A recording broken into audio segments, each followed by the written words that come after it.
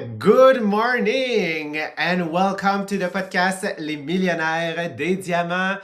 So I'm back today with Sylvain for the continuation of our book.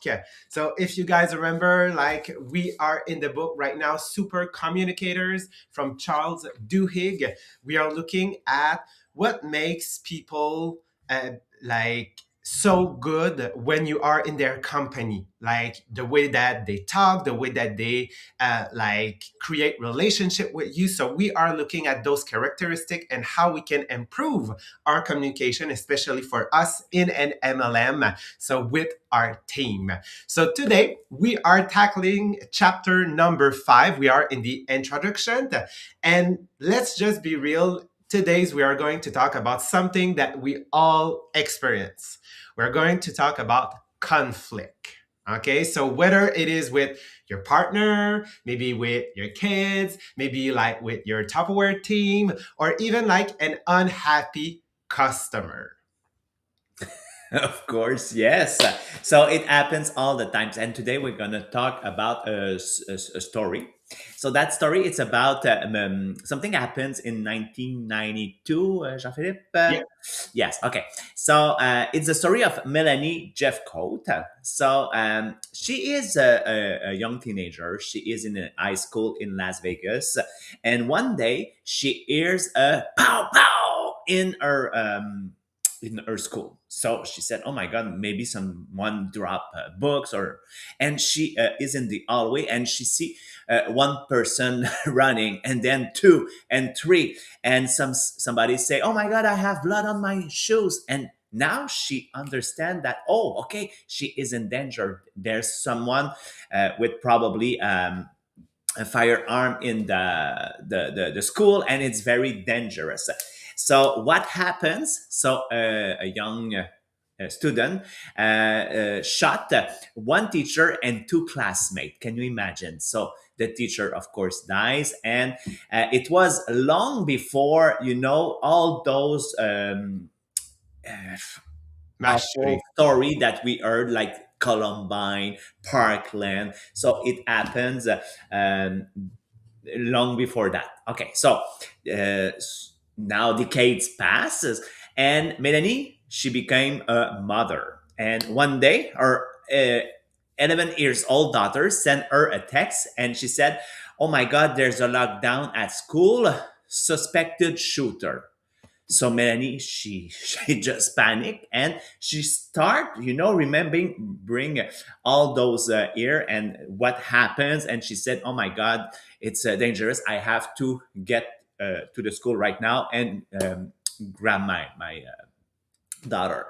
So her daughter was in the gym class, and they were grabbing what they have to defend themselves. So one had a a baseball bat, and the her daughter find, let's say, a golf club. Okay, so nothing happens that day because it was just like something like a false alarm. But Melanie breaks down. She said, "Oh my God, can you imagine our kids has to live something like this, like I live?"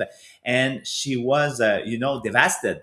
And the kids were chatting, and she heard that, "Oh my God, we'd have totally died today because my teacher said, okay, grab something, and I have like a golf club." Another teacher said, "Okay, open the window and jump out." So that would be it would be very devastating if something very like this happened. Yes, and after that event, like when she was like driving the kids back like from home, hearing that for a mother that been through, okay, she tells herself, "Oh my God, it breaks my heart to hear them talking like it was a normal part of their life." And like for her, for Melanie, she thought themselves, "Okay, this is unacceptable. I I don't think that we can live like this way." So the way that she has evolved after that event is like she decided to act. So she joined a local group, okay, protesting gun violence. She became like a leader, a national activist, okay, and after like those, like let's say those few years where she has been an activist, she received an invitation. Okay, a group of civic organization, they want to bring pro-gun people and anti-gun people together in Washington D.C., not to debate, but they want to see like how each people, okay, of each side can have a civil conversation. So we all know, if you just listen a little bit about like the politics and what is happening in United States, this is a very sensible subject. So she really hesitate, but she tell herself, okay, how could I be civil with those fanatic? Okay, but like by the end, she decided like to accept, okay, I will go to that event to have that discussion. Yes, and that even give us, let's say, guide. Okay, they are going to work that to have like a real conversation. So they want to work with them just before, and so we live in a, like you said, we live in an era of extreme polarization. We saw it every day at the U.S. Okay, 70% of Americans say they are deeply angry at the other political party. So out of the country, things those with different opinion of them there are immoral, lazy, dishonest, and unintelligent. And we hear that every day from the president. So he say, let's say he is not agree or he's been criticized by someone else. So he's going to say, oh, that guy is stupid. He is Immoral. unintelligent. So we hear all the time that. So, if we look at the workspace, so workers say that 80% of them experience conflict at work. Okay, and you know they one quote of the book say peace is not the absence of conflicts but the ability to cope with it. So the problem if is we have lost that ability. We no longer know how to connect during a disagreement. Yes. So imagine that you have like that conflict, and you say like you are both in a polarized like spectrum. Obviously, you cannot discuss because you see like you, I don't know if it's a word in English, but you alienate. Like Mhm. you see them as somebody that is not worth it. So obviously you cannot even like listen to their argument. You are biased, okay, before having that conversation. Okay, so let's dive a little bit like into the experiment. Okay, so we've here like the side of Melanie. Okay, and so the experiment was organized by like a major media group. Okay, with journalists, civic association, searcher. Okay, so the timing was quite interesting because it happened right after Parkland shooting in 2018. So a 19 years old like student went into high school with like a rifle, like and he kills 14 students and 3 adults. Okay, so the topic is really like red hot, as they say, about gun control. Okay, so one of the searcher, John Saruf, like he helped design the project. Okay, so he said that it is basically a broken conversation between two sides. Okay, and yeah, yeah, the majority of American agree on many things, that people should have like background check, okay, about guns. They should ban high capacity like magazines and all of those stuff, but they can't work together. Okay, and among the participants that they invite, so we have like Melanie's side, but the other side they invite John Godfrey. Okay, he's a former military, like a Marine, for 20 years. Okay, like he had a career in law enforcement, and he owns between 30 and 40 guns. So, like for me, I don't know for you, Sylvain, but being a Canadian, and like even my father, like he has gun because like he's a hunter, but having 30 to 40 guns, I'm like, what the heck? Like it was out of my mind when I read that. Okay, so they invite him and he tell them, okay, when he received the invitation, you probably don't want me because I'm not ready to give up my guns. But the organizer, like they say, like all expense paid, like just come, we want to have that conversation. Okay, and later, like he said after the experiment that we're going to cover in the next podcast, it was one of the most powerful thing he has ever done. Yes. So, um, they let's say they so we're gonna stop there we're gonna talk about this experience a little bit in another podcast, okay? But the what it's important that is we have to make sure that people they can debate, okay, without conflict, okay? So we usually we think about, you know, if we want to debate with someone, we have to have reason. We have to make sure that we are going to defeat the other side. But this is not the real goal. It's more that the real goal is to understand why the conflict exists and how can we, let's say, stop polarization and find like a middle that we can meet.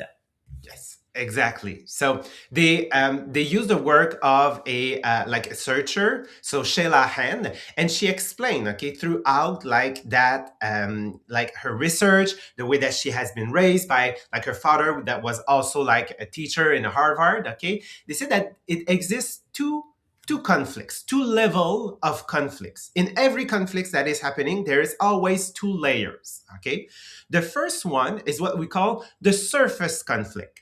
It is what we disagree on. So let's say that a couple they are talking about having or not having a child, okay, a new kids. So here is the conflict: having or not having a kids, okay? Selling more products, so diversify. So let's say a company is having like products that are working really good. So are they diversifying like their offer or not? This is the conflict. Or who gets a refund or not a refund at a boutique, or having like so any type of conflict. So you want to go outside supper, you want to stay at home. This is like what they call the surface conflict. But the reason why, okay, we cannot understand the other is because we stay on the surface conflict instead of going on that second layer, that is the emotional conflict. So what's hidden underneath? Okay, so when you start digging a little bit, this is where you will understand the emotion. I'm angry because you're prioritizing. I have so it's so hard for me, okay? A child over my career, okay? Or I'm afraid child will make us go bankrupt. Or I'm frustrated because you don't seem to care about what I want.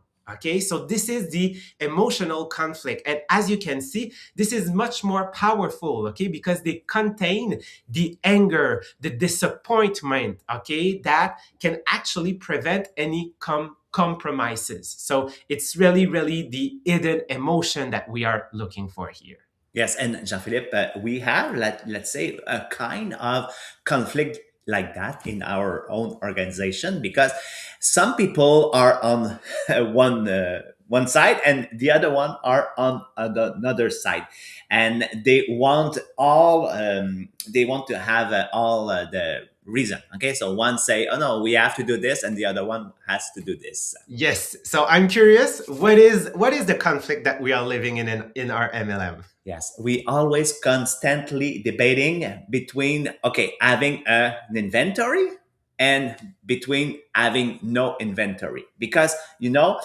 we always say that oh yes in MLM we sell the idea that we don't need to invest money so we don't have to hold inventory, and other people say yes but if I want to sell, okay, I have to have product to show, and people they don't want to wait like 3 weeks or like during the COVID, 3 months for their order. So if I want to do a quick sale, so I'm better have the product in hand. So you know, so uh, some are there's good reason and there's good reason. So you know, and the two side. They we can debate, okay, we can turn over talk about how long are we going to keep our products, okay, what is the margin, but you know if we dig a little bit like the Shelly. said, we discover that we have the emotional conflict underneath. Okay, so let's say if I want to have an inventory, okay, um, no, if I don't want to have an inventory, so I would say, okay, I don't want inventory because it goes against MLM value. Okay, but if I ask the question, okay, but what are you really feeling? So you are going to discover different answer. Maybe she's going to say, okay, I don't have enough money. I don't want to put money on my credit card. Okay, so this is a good reason. Okay, I'm I'm afraid that I cannot manage my inventory and my money. Some people are going to say, "Oh, my partner doesn't agree with that." Okay, and I'm afraid that if I'm doing it, so it's going to be, my partner will be not be happy. Okay, um, I try another MLM, and the last time I stay with all the product. Okay, so I feel shame that doesn't help my self esteem. Okay, and this is the kind of answer maybe you're gonna find. And for those who are pro inventory, okay, on the surface, they are going to say, okay, inventory is more efficient. It let me close sales on the spot, but underneath you're gonna find something else. Okay, I don't feel legitimate if I don't have a product to show. Okay, I feel that I am insecure, okay, if I don't have the product in hand. In my job I had stock and it worked. Okay, so without stock I feel like I'm not a real business woman. So I lose to losing my identity. I see that my neighbor who has stock is in success, so I'm jealous. I want to do the same. So there's pro and there's con about each decisions that you're gonna make. Yes. So as you can see, like if you are staying on the level of like the surface conflict, you can solve nothing. Okay. So you'll go like in circle for months and months, like debating what is on the surface. But when you really go down to the emotional level, okay, this is where you can ask really what scares you. Okay. What are you ashamed of? What do you wish? Okay. Like what do you wish I would understand? So then the conflict is changing by nature. So you start looking for solution together rather than fighting, because now you can like bring some new element to the answer. So that's what the like the searcher Sheila like says. The goal of conflict isn't to win. Okay, it's to understand why you are fighting, and you're not fighting on the surface, you're fighting based on each emotion. So like she even had observed that people, okay, love to pretend that they can be like an analytical robots, but she said no. Okay, humans are not robots, we are a creature of emotion. Okay, and it will always get to that point. Okay, so when you're afraid to reveal your emotion, okay, we think that it will give the other side an advantage. Okay, we see it as a weakness, but it is not. Okay, so that is why the conflict is like persists. It's not for the lack of solution, it's because we don't want to understand why we fight, and we avoid, okay, that hard conversation that we are in right now is how do you feel. Okay, because it's important to understand emotion, because this is a place where you can meet right after. Yes. So how do we use this in other contexts than MLM? So first of all, we stop believing that a conflict it's resolved by facts and argument. Okay. So I'm not trying to win. Okay, on other people. So if someone is disagree with me on a decision, so I don't want to try to win. Okay. I ask what exactly make you angry. Okay, what are you afraid of? What do you wish I would understand? So that way, I'm going on level one and level two. I'm not staying on the surface. Yes, and like it happens all the time. Sometimes consultant like they get angry, or they say I don't want to participate in that activity or in that way of doing. So on surface they say, oh, it doesn't work. But like we know it works because we have like proof, but when you dig deeper, okay, is where you discover like a disappointing like their customer, or like the fear of losing trust from their customer. So then you can stop talking about like that surface conflict that is about like the promotion, but really talk about their fear and how you can find a solution and actually maybe bring a story of your own there. Okay, so this is exactly what we are going to dig, as you will see in the future podcast. But you will learn, okay, why like we're fighting during an emotion, like during a conflict, but we need to get to that level of emotion to be able to really discuss with the other person. Yes, so discussion, it doesn't solve everything, but of course, sometimes we are going to try to find issue, but sometimes disagreement remains. But at least we stop going in circle. Okay, we try to understand the position of the other. So this week in your team, make sure that you are going to look at, let's say, recurring conflict or at home. Okay, and ask yourself what's the emotional conflict underneath. Okay, then ask the question, what are you really feeling, and listen. Okay, really listen. Okay, the other person. And thank you, everyone, for being with us. Of course, we are going to continue to become super communicators. So we are going to continue. So next week, so see you on Monday. And Jean-Philippe is going to be there tomorrow with Maria and Marie-Pierre. Bye for now.